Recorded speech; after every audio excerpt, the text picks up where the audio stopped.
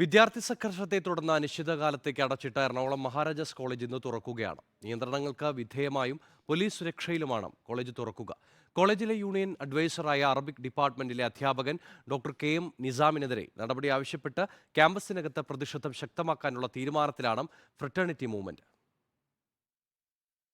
തുടർച്ചയായ സംഘർഷങ്ങളെ തുടർന്ന് കഴിഞ്ഞ വ്യാഴാഴ്ചയാണ് മഹാരാജാസ് കോളേജും ഹോസ്റ്റലും അനിശ്ചിതകാലത്തേക്ക് അടച്ചത്. ഇന്നലെ കോളേജ് അധികൃതരും വിദ്യാർത്ഥി സംഘടനാ പ്രതിനിധികളും പോലീസും തമ്മിൽ നടന്ന ചർച്ചയിൽ കോളേജ് ഇന്ന് തുറക്കാൻ തീരുമാനിക്കുകയായിരുന്നു. കർശന നിയന്ത്രണങ്ങളോടെയാകും കോളേജ് തുറക്കുക. വൈകിട്ട് 6 മണിക്ക് കോളേജ് ഗേറ്റ് അടയ്ക്കും. കൂടുതൽ സുരക്ഷാ ജീവനക്കാരെ നിയമിക്കുകയും CCTV-കൾ സ്ഥാപിക്കുകയും ചെയ്യും. സംഘർഷങ്ങളുടെ പശ്ചാത്തലത്തിൽ കോളേജിൽ പോലീസ് സാന്നിധ്യവും തുടരും. അതിനിടെ കോളേജിലെ യൂണിയൻ അഡ്വൈസറായ അറബിക് ഡിപ്പാർട്ട്മെന്റിലെ അധ്യാപകൻ ഡോക്ടർ കെ.എം. നിസാമിനെ പുറത്താക്കണമെന്ന ആവശ്യവുമായി ഫ്രറ്റേണിറ്റി മൂവ്മെന്റ് രംഗത്തെത്തിയിട്ടുണ്ട്.